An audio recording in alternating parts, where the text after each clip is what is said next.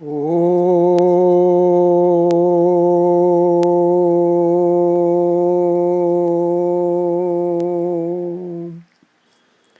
Namo Namah. Gita's Lessons for Life. Number 3.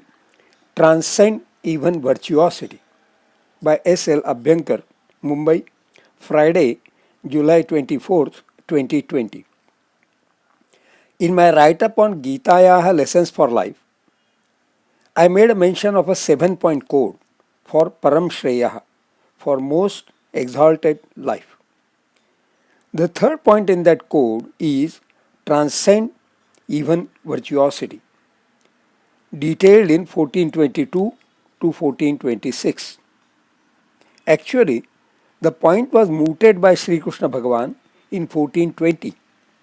Arjuna sought clarification in 1421.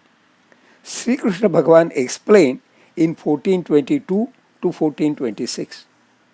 The shlokaha are as follows. गुणानेतानतीत्यत्रीन् देही देहसमुद्भवान् जन्म मृत्युजरा दुःखैर्विमुक्तो मृतमश्नुते. अर्जुन उवाच कैर्लिङ्गैः स्त्रीन् गुणानेतान् अतीतो भवति प्रभो किमाचारः कथं चैतान् स्त्रीन् गुणान् अतिवर्तते. श्रीभगवानुवाच प्रकाशञ्च प्रवृत्तिञ्च मोहमेव च पाण्डव न द्वेष्टि सम्प्रवृत्तानि न निवृत्तानि काङ्क्षति. उदासीनवदासीनो गुणैर्यो न विचाल्यते गुणा वर्तन्त इत्येव योऽवतिष्ठति नेङ्गते. समदुःखसुखस्वस्थः समलोष्टाश्मकाञ्चनः तुल्यप्रिया प्रियो धीरस्तत्तुल्यनिन्दात्मसंस्तुतिः. मानापमानयोस्तुल्यस्तुल्यो मित्रारिपक्षयोः सर्वारम्भपरित्यागी गुणातीतः स उच्यते. माञ्चयो व्यभिचारेण भक्तियोगेन सेवते स गुणान् समतीत्यैतान् ब्रह्मभूयाय कल्पते. पदच्छेदान्वयैः. In 1420, Sri Bhagavan Vacha, the glorious Lord said, Etan dehasamudbhavan trin gunan atitya. Etan, these, dehasamudbhavan, inherent to embodiment, trin, threefold, gunan, qualitative gradations, atitya, on transcending. Etan dehasamudbhavan trin gunan atitya, on transcending these threefold qualitative gradations which are inherent to embodiment. Janma mrityu jara dukkhaih vimukta. Janma, birth, mrityu, death, jara, agedness, dukkhaih, pains, sorrows, agonies, vimukta, freed.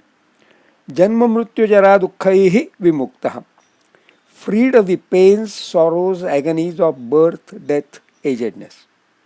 He, the embodied one, amrutam ashnute, attains immortality. The glorious Lord said, on transcending these threefold qualitative gradations which are inherent to embodiment, freed of the pains, sorrows, agonies of birth, death, agedness, the embodied one attains immortality. In 1421, Arjunaha uvacha Prabho. Arjuna said, O Lord, etan trin gunan atitaha kaihi lingaihi bhavati. Etan trin gunan atitaha, he who has transcended these threefold qualitative gradations. Kaihi, by which, lingaihi, indicators, distinctions, bhavati, is. Etan trin gunan atitaha kaihi lingaihi bhavati. How is he who has transcended these threefold qualitative gradations distinct? Katham kimacharaha cha etan trin gunan ativartate. Katham, how, kimacharaha cha, by what conduct, etan trin gunan ativartate, does he transcend these threefold qualitative gradations. Katham Kim acharah cha etan trin gunan ativartate. How, by what conduct does he transcend these threefold qualitative gradations? Arjuna asked, O Lord, how is he who has transcended these threefold qualitative gradations distinct? How, by what conduct does he transcend these threefold qualitative gradations? In 14-22 to 14-26, Shri Bhagavan Vach, the glorious Lord said, Pandava, a son of Pandu, Prakashancha pravrittincha moham evacha. Prakashancha, manifestation. Pravrittincha, motivation. Moham evacha, temptations. Sampravruttani, nadveshti. Sampravruttani, as arising, nadveshti, does not resent. Nivruttani, na kankshati. Nivruttani, gone away, na kankshati, does not crave for. The glorious Lord said, A son of Pandu, he who has transcended these threefold qualitative gradations does not resent any manifestation, motivation, or temptation as they present themselves, nor does he crave for these if they have gone away. Yaha udasinavat asinaha gunaihi na vichalyate. Yaha, he who udasinavat, disinterested, indifferent, asinaha, settled, gunaihi, by anything exhibiting some quality or the other, na vichalyate, is unmoved, is not disturbed. Yaha udasinavat asinaha gunaihi na vichalyate, he who has settled in a state of disinterest and indifference, and hence is unmoved by anything exhibiting some quality or the other, gunaha vartante ityeva yaha avatishthati. Gunaha, things with qualities, vartante, are there, ityeva, that is it. Yaha avatishthati, he who takes that way. Gunaha vartante ityeva yaha avatishthati, things with qualities are there, that is it. He who takes that way, saha na ingate, he does not waver. Samadukha sukha, he who is equanimous at happiness or sorrow. Swastha, who is by himself. Swastha, swa, himself. Stha, settled there. So who is by himself. Sama loshta ashma kanchana, he who is equanimous unto a lump of earth, stone, gold. Tulya priya apriyaha, he who is equanimous unto likes and dislikes. Dhiraha, no, dhira is dhyam rati, raka, or dhyam irayati, ir, an, va, up, one with steadfast intellect. Tulya ninda atma samstuti, he who is equanimous unto calumny or adoration. Mana apamana yoho tulyaha, he who is equanimous unto honor or disgrace. Mitra aripaksha yoho tulyaha, he who is equanimous unto friend or foe. Mitra, friend, ari, foe. Sarva arambha parityagi, he who forsakes all thought of undertaking any task by his own volition. Saha guna atitaha uchyate, such person is called as one who has transcended the threefold qualitative gradations.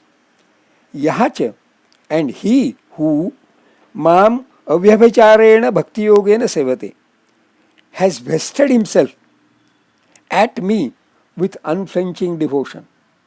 Saha, such person, etan gunan samati itya, having transcended the threefold qualitative gradations, Brahma bhuyaya kalpate, becomes eligible for identity with Brahma. absorption or dissolution into Brahma for final emancipation. Swadhyaya.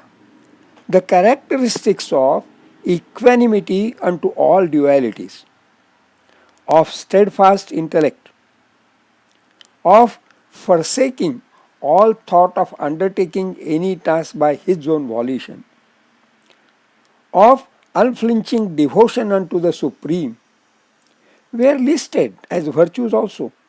It seems that these are not to be understood in qualitative sense, but as a steadfast state on the path of spiritual progress. That state is the state of gunatitata, the state of forsaking all thought of undertaking any task by one's own volition. Seems to be contrary to the modern management thought of goal setting, sankalpa, or management by objectives, MBO. The contradiction is no contradiction if it is understood that gunatitata is a state, not a quality. Having achieved that steadfast state, any thought of goal setting, sankalpa, becomes meaningless. If so, rightly it is stated, na iha sanyasa sankalpo yogi bhavati kaschana in 6-2. Note, in nahi asanyasa sankalpaha yogi bhavati, there are two negatives, na and a. So by removing those, so sanyasa sankalpaha yogi bhavati also endorses that being a yogi is achieving a steadfast state where there is no relevance of any goal setting, of any sankalpa. Being a yogi is also achieving a state which is same as the Brahmabhuya state. In 646 also, it was strongly, ardently advocated, Tasmad yogi bhavarjuna, O Arjuna, become a yogi. Actually, there is a philosophical problem with goal setting, or even with undertaking any task by one's own volition. Any sankalpaha I undertake smacks of ahankara. That is the first and foremost enemy among Arishad Varga. If the advocacy Tasmad Yogi Bhavarjuna had been rightly understood when it was mentioned in 6-46, the dialogue of Gita need not have extended up to the present shloka 14-26, but philosophical preachings do not get grasped as easily, do not percolate, do not get digested just by one utterance, not even by a person of Arjuna's intellect. What of us lesser mortals? All in all, gunatitata, transcending even virtuosity, is attaining a state, becoming a yogi. That state is the same as Brahmabhuya state, the state of identity with Brahman, absorption or dissolution into Brahman, of final emancipation. Shubhamastu.